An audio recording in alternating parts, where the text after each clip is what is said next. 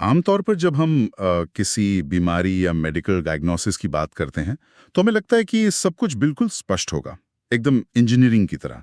मान लीजिए आपकी बाँह टूट गई है, तो एक्स-रे में वो टूटी हुई हड्डी साफ-साफ दिख जाती है। डॉक्टर बस इशारा करके कहता है कि देखिए, ये रही दिक्कत। हाँ बिल्कुल, मेडिकल साइंस में सब कुछ एकदम आर पार वाली बात होती है। या तो हड्डी टूटी है या नहीं टूटी है, मतलब वहां कोई बीच का रास्ता नहीं होता। और ये बात ना हमें सुकून देती है। हमें ऐसी चीज़ें पसंद हैं जिन्हें देखा जा सके, जिन्हें किसी स्पष्ट सांचे में फिट किया जा सके। लेकिन जब हम सहमति यानी कंसेंट और यौन उत्पीड़न से जुड़े कानूनों की दुनिया में कदम रखते हैं, तो अचानक वो एक्सरे मशीन काम करना बंद कर देती बहुत सही उपमा है। है ना?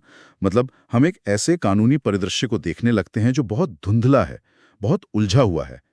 यहाँ इंसानी रिश्तों की परतें, छुपे हुए इरादे और समाज की धारणाएं आपस में इस तरह उलझ जाती हैं कि सच तक पहुंचना किसी सीधी रेखा पर चलने जैसा नहीं रह जाता। और ऐसा इसलिए है क्योंकि इन मामलों में सिर्फ ये साबित करना काफी नहीं होता कि क्या हुआ। आपको ये भी साबित करना होता है कि जो हुआ उसके पीछे उस वक्त मानसिक स्थिति क्या थी, जो अपने आप में एक बहुत बड़ी चुनौती है। बिल्कुल।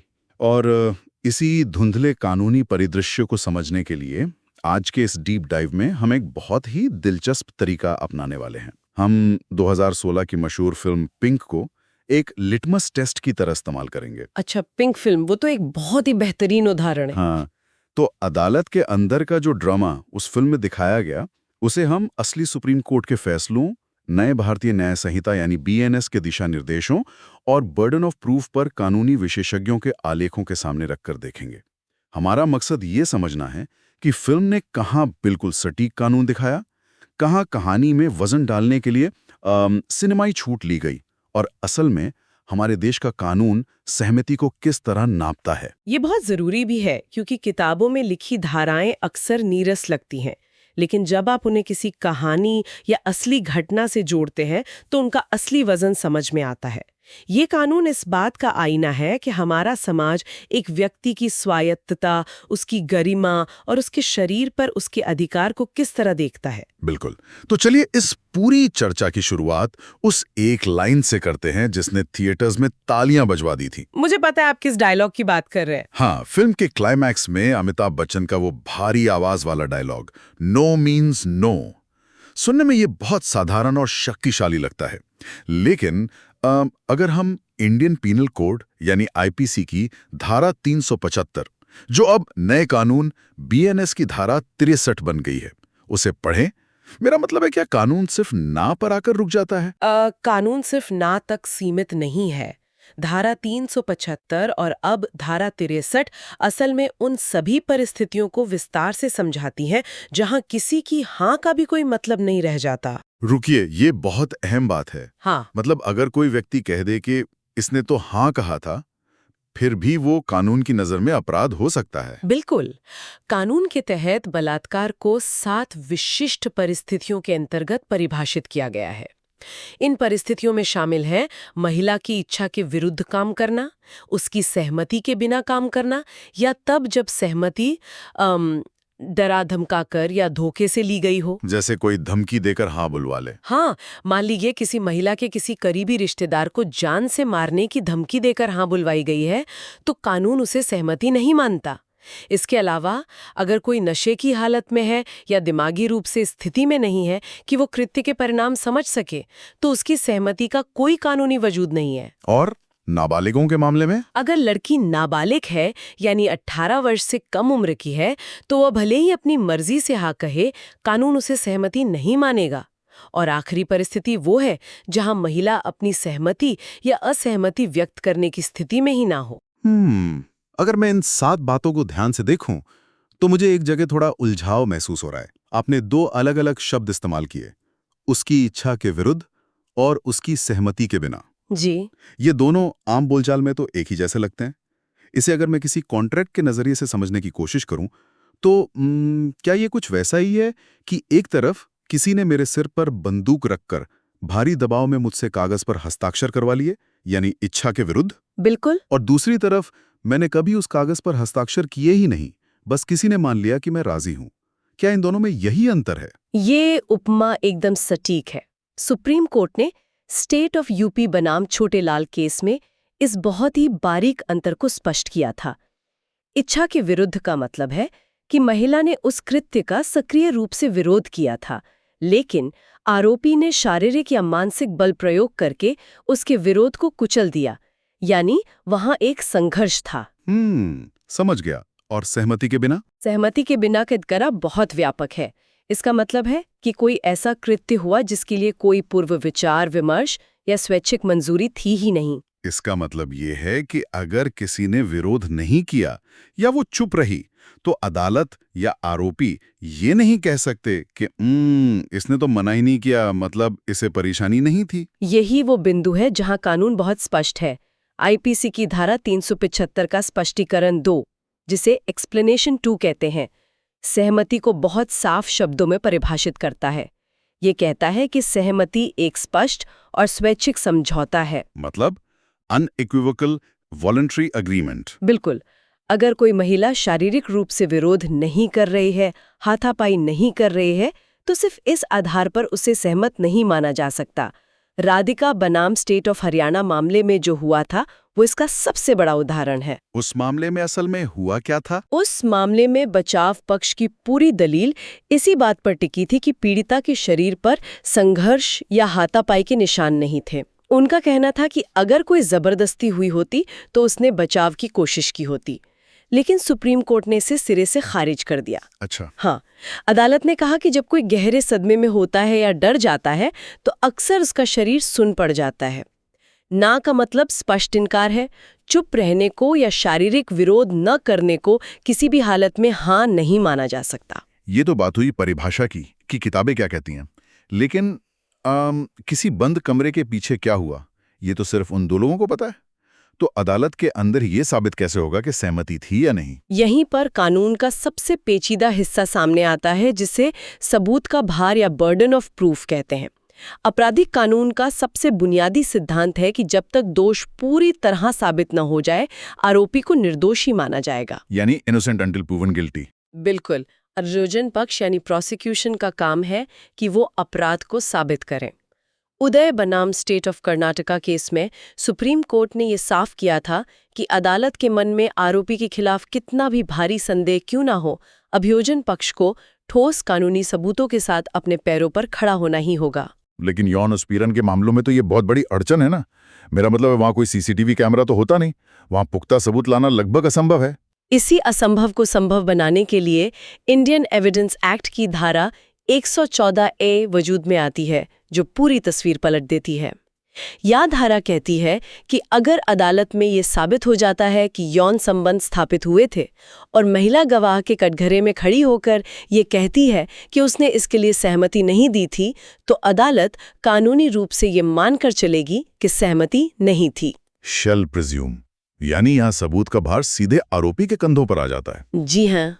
अब ये अभियोजन का काम नहीं है कि वो असहमति साबित करे, बल्कि आरोपी की जिम्मेदारी है कि वो साबित करे कि हाँ थी।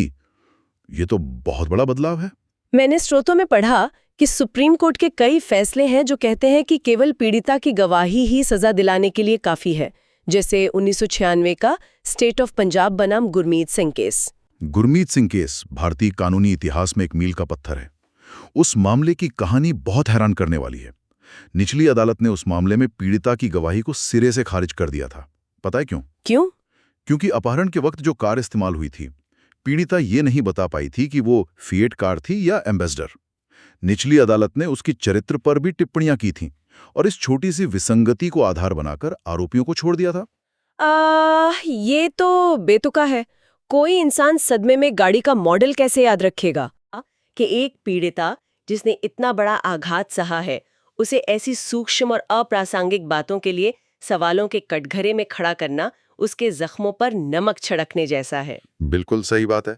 अदालत ने स्पष्ट किया कि अगर पीड़िता की गवाही अडिग है, मतलब अनशेकन टेस्टिमनी है, और उसमें सच्चाई दिखती है, तो सजा के लिए केवल वह गवाही ही काफी है। चोट के निशान ढूंढना या ऐसे तकनीकी सवाल पूछना न्याय नहीं है। लेकिन यहाँ मुझे एक सवाल पूछना है, और मुझे यकीन है कि ये सवाल कई लोगों के मन में आता होगा। पूछिए। अगर सिर्फ महिला की गवाही ही काफी है और चोट के निशान भी नहीं चाहिए, तो क्या इस व्यवस्था से किसी निर्दोष के फंसने का खतरा नहीं बढ़ता?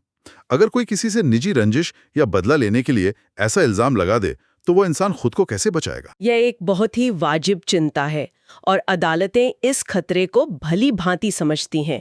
स्टेट ऑफ महाराष्ट्र बनाम चंद्र प्रकाश केस में अदालत ने यह साफ किया था कि हम एक महिला की गवाही को शुरू से शक की नज़र से नहीं देख सकते। उसे किसी आम सह अपराधी के स्तर पर नहीं रखा जा सकता। लेकिन कानून आंख मूंद कर भी काम नहीं करता। गवाही को भरोसेमंद होना चाहिए। तो भरोसेमंद होने का पैमाना क्या है? क्या ऐसा कोई केस है जहां अदालत ने केवल गवाही के आधार पर सजा देने से मना कर दिया हो? हाँ, हाल ही में स्टेट बनाम विपिन उर्फ लाला का एक केस सामने आया था जो इसका बहुत अच्छा उदाहरण है। इस मामले में अदालत ने आरोपी को बरी कर दिया था। वजह ये थी कि पीड़िता के बयानों में बहुत बड़े और बुनियादी अंतर्विरोध थे, इनकंसिस्टेंसीज थीं। जैसे किस तरह के अंतर्विरोध? उसने अपनी गवाही में कहा था कि उसने बचाव में आरोपी के सिर पर डंडे से वार किया था। फिर कुछ देर बाद कहा कि उसने पैर पर मारा था। लेकिन जब आरोपी ने पुलिस के सामने आत्मसमर्पण किया तो उसके शरीर पर खरोंच तक नहीं थी। ओह, तो ये सिर्फ गाड़ी का मॉडल बोलने से छोटी बात नहीं थी। ये सीधे तौर पर घटनाक्रम से जुड़ा एक बड़ा विरोधाभास था। इतना ही नहीं, गवाही में ये भी सामने आया कि पीड़िता एक बहुत ही व्यस्त बाजार से आरोपी के साथ गई थी, लेकिन उसने रास्ते में कोई शोर नहीं मचाया, किसी से मदद नहीं मांगी। इन सभी ठोस बातों ने गवाही की विश्वसनीयता को बहुत कमजोर कर दिया। तो सिद्धांत ये है कि कानून महिला की गवाही को सबसे ऊपर रखता है, लेकिन वो गवाही तार्किक होनी चाहिए। किताबों में ये सब पढ़ना और समझना एक बात है, लेकिन जब ये कानून किसी असली अदालत में हथियार की तरह इस्तेमाल होते हैं, तब तस्वीर कैसी दिखती है? यही वो अफरा-तफरी और ड्रामा है जो फिल्म पिंक ने पर्दे पर दिखाया था। हमारे स्रोतों ने फिल्म की 5 बड़ी कानूनी सीखों का जिक्र किया है। फिल्म ने वाकई कई भारी कानूनी शब्दों को आम लोगों की भाषा में समझाने का बेहतरीन काम किया। इसमें सबसे बड़ा नाम है 0 FIR का। हाँ, ये बहुत जरूरी चीज है। अक्सर क्या होता है कि घटना कहीं और होती है और पीड़िता जब पुलिस स्टेशन जाती है तो पुलिस कहती है ये हमारा थाना क्षेत्र नहीं है, जहां घटना हुई वहां जाइए। 0 FIR उस थानेदार से ये बहाना छीन लेती है। इसका मतलब है कि आप देश के किसी भी पुलिस स्टेशन में FIR दर्ज करा सकते हैं। इसके अलावा फिल्म में IPC की धारा 354 का जिक्र है, जो महिला की गरिमा भंग करने से जुड़ी है। फिर धारा 503 है, जो क्रिमिनल इंटिमिडेशन यानी आपराधिक धमकी के लिए लगाई जाती है। मुझे फिल्म का वो हिस्सा भी बहुत दिलचस्प लगा जहां ये बताया गया कि महिलाओं और नाबालिगों को वीकेंड्स यानी शनिवार रविवार पर भी जमानत मिल सकती है। हाँ, बिल्कुल। यहां तक कि जज साहब के घर पर जाकर भी सुनवाई हो सकती है। और इन कैमरा कार्यवाही का प्रावधान, जहां महिला अपनी गवाही बंद कमरे में दे सकती है ताकि उसे भरे कोर्टरूम में असहजता ना हो। ये सभी चीजें फिल्म में बिल्कुल सटीक दिखाई गई थीं। लेकिन अगर हम एकदम तकनीकी और सख्त कानूनी नजरिए से देखें तो फिल्म के क्लाइमैक्स में एक बहुत बड़ी कानूनी खामी थी जिसे हमारे स्रोतों ने उजागर किया है। खामी? वो कैसे? क्योंकि क्लाइमैक्स देखकर तो ऐसा लगता है कि एकदम न्याय की जीत हो गई। अगर आप फिल्म की कहानी को याद करें तो अदालत में जो मुकदमा चल रहा था वो असल में लड़कों द्वारा दर्ज कराई गई FIR पर आधारित था। उन्होंने मीनल पर हत्या के प्रयास का आरोप लगाया था क्योंकि उसने राजवीर के सिर पर बोतल मारी थी। मीनल कटघरे में थी। हाँ, मुझे याद है। लेकिन फिल्म के अंत में जज साहब मीनल को तो बरी कर ही देते हैं, साथ ही अचानक कटघरे में खड़े लड़कों को यौन उत्पीड़न के लिए सजा भी सुना देते हैं। तो इसमें गलत क्या है? जज को सच्चाई पता चल गई थी ना? असल जिंदगी की अदालतें भावनाओं पर नहीं, प्रक्रिया पर चलती हैं। इसे कानून में क्रॉस केस कहा जाता है। नथीलाल बनाम स्टेट ऑफ UP और स्टेट ऑफ MP बनाम मिश्री लाल जैसे मामलों में सुप्रीम कोर्ट ने इसके लिए बहुत ही सख्त नियम बनाए हैं। जब एक ही घटना की 2 अलग-अलग FIR होती हैं तो न्याय का सिद्धांत ये कहता है कि दोनों मामलों की सुनवाई एक ही जज द्वारा होनी चाहिए, लेकिन बिल्कुल अलग-अलग, एक के बाद एक। यानी जज एक ही केस में दोनों पक्षों को सजा नहीं सुना सकता? जी, असल प्रक्रिया ये होती कि जज पहले मीनल वाले केस की सुनवाई पूरी करते, अपना फैसला सुरक्षित रख लेते। फिर वो दूसरे केस की सुनवाई शुरू करते जहां लड़कों पर यौन उत्पीड़न का आरोप था। वहां लड़कों को अपना बचाव करने का पूरा मौका मिलता और जब दोनों सुनवाई पूरी हो जाती तब जज दोनों फैसले एक साथ सुनाते। लेकिन फिल्म निर्माताओं ने समय बचाने और कहानी को क्लाइमैक्स तक पहुंचाने के लिए ये सिनेमाई छूट ले ली। अगर वे असल प्रक्रिया दिखाते तो शायद वो कोर्ट रूम ड्रामा दर्शकों को उबा देता। यह सच है, सिनेमा को अपनी गति बनाए रखनी होती है। अब तक हमने फिल्म पिंक के संदर्भ में बात की, जहां घटना पूरी तरह अजनबियों या बस जान पहचान वालों के बीच की थी। लेकिन तब क्या होता है जब बात किसी बहुत पुराने रिश्ते या शादी के अंदर सहमति की हो? हमारे स्रोतों में कानून के इन ग्रे एरियाज पर भी काफी गहराई से चर्चा की गई है। जब रिश्ते पहले से स्थापित होते हैं तो सहमति और धोखे के बीच की लकीर बहुत धुंधली हो जाती है। इसमें सबसे ज्यादा विवादित मुद्दा है शादी का झांसा देकर बनाए गए शारीरिक संबंध। हाँ, ऐसी खबरें आए दिन अखबारों में आती हैं। तो क्या कोई झूठा वादा करके संबंध बनाए तो वो बलात्कार है? इसका जवाब इतना सीधा नहीं है। दिलीप सिंह और ध्रुवराम मुरलीधर सोनार के मामलों में अदालतों ने इसे बहुत बारीकी से समझाया है। ध्रुवराम वाले मामले में सुप्रीम कोर्ट ने देखा कि लड़का और लड़की दोनों एक साथ रहते थे, दोनों के बीच सहमति से संबंध थे। बाद में जातिगत कारणों से या परिवार के दबाव में लड़के ने शादी से इनकार कर दिया। अदालत ने कहा कि इसे बलात्कार नहीं कहा जा सकता। तो फिर बलात्कार कब माना जाएगा? अदालत ये देखती है कि क्या शुरुआत से ही पुरुष का इरादा सिर्फ धोखा देने का था। मान लीजिए वो पहले से शादीशुदा था, लेकिन उसने ये बात छुपाई और कुंवारा होने का नाटक करके शादी का वादा किया। इस स्थिति में जो सहमति महिला ने दी वो आईपीसी की धारा 90 के तहत तथ्य की गलतफहमी यानी मिसकंसेप्शन ऑफ फैक्ट मानी जाएगी। वो सहमति नहीं, धोखा है। लेकिन अगर एक वास्तविक और सच्चा रिश्ता किन्हीं कारणों से मंजिल तक नहीं पहुंच पाता तो हर टूटा हुआ वादा झूठा वादा नहीं होता। ये एक बहुत ही स्पष्ट और जरूरी कानूनी अंतर है। अब बात करते हैं उस विषय की जिस पर हमारे देश में शायद सबसे तीखी बहस होती है, वैवाहिक बलात्कार या मैरिटल रेप। हमने अभी आईपीसी 375 की बात की। क्या शादी के भीतर अगर जबरदस्ती की जाए तो वो बलात्कार है? भारत के कानून में इसे लेकर एक बहुत बड़ा अपवाद है जिसे एक्सेप्शन 2 कहा जाता है। इसके अनुसार अगर पत्नी की उम्र 18 साल से अधिक है तो पति द्वारा उसके साथ किए गए जबरन यौन संबंध को बलात्कार के अपराध की श्रेणी में नहीं रखा जाता। ये सुनकर तो कोई भी इंसान हैरान रह जाएगा। मतलब अगर ना का मतलब ना है तो शादी का कार्ड छपते ही वो ना खत्म कैसे हो जाती है? ये कानून आया कहाँ से? इसकी जड़ें हमारे औपनिवेशिक इतिहास में गहरी धसी हुई हैं। एक अंग्रेज न्यायविद थे सर मैथ्यू हिल। उन्होंने इम्प्लाइड कंसेंट या अंतर्निहित सहमति का एक सिद्धांत दिया था। उनका मानना था कि जब एक औरत शादी करती है तो वो अपना शरीर और अपनी सहमति हमेशा के लिए अपने पति को सौंप देती है। बाप रे! अंग्रेजों ने 1860 में जब भारतीय दंड संहिता बनाई तो इसी रूढ़िवादी सोच को कानून में डाल दिया। लेकिन सर मैथ्यू हेल का वो सिद्धांत तो हमारे आज के संविधान से सीधे तौर पे टकराता है। हमारा संविधान समानता का अधिकार और व्यक्तिगत गरिमा का अधिकार देता है। यही वो कानूनी लड़ाई है जो आज लड़ी जा रही है। दिल्ली हाईकोर्ट के आरआईटी फाउंडेशन केस का खंडित फैसला मतलब स्प्लिट वर्डिक्ट इस वैचारिक टकराव का सबसे बड़ा उदाहरण है। उस फैसले में असल में हुआ क्या था? दोनों जजों की राय अलग-अलग क्यों थी? उस बेंच में 2 जज थे। एक जज का मानना था कि एक्सेप्शन 2 पूरी तरह से असंवैधानिक है। उनका तर्क था कि शादी किसी महिला से उसकी गरिमा नहीं छीन सकती। हर महिला को ना कहने का पूरा हक है। जो कि बिल्कुल सही लगता है। तो दूसरे जज ने इसका विरोध क्यों किया? दूसरे जज का तर्क था कि अदालतें खुद से नए अपराध नहीं बना सकती, ये काम संसद का है। उनका ये भी मानना था कि शादी के अंदर सहमति की परिभाषा 2 अजनबियों के बीच की सहमति से अलग होती है। उनका तर्क था कि अगर इसे हटाया गया तो विवाह नाम की संस्था अस्थिर हो सकती है। अच्छा, तो इसी मतभेद के कारण फैसला खंडित रहा। हाँ, और अब ये पूरा मामला सर्वोच्च न्यायालय के फैसले का इंतजार कर रहा है। ये वाकई एक ऐसा कानूनी युद्ध का मैदान है जहां परंपरा और आधुनिकता आमने सामने खड़े हैं। आज के इस विश्लेषण में हमने बहुत सी जटिलताओं को परत दर परत खोला है। हमने देखा कि सहमति की कानूनी परिभाषा सिर्फ एक शब्द नहीं बल्कि पूरी एक परिस्थिति है। हमने एविडेंस एक्ट की उस ताकत को समझा जो बर्डन ऑफ प्रूफ को पलट देती है। और ये भी देखा कि कैसे अदालतें एक अडिग गवाही और झूठे आरोपों के बीच सच को तौलती हैं। बिल्कुल। और ये भी जाना कि फिल्म पिंक ने कहाँ हमें कानून सिखाया और कहाँ सिनेमाई ड्रामे के लिए शॉर्टकट लिया।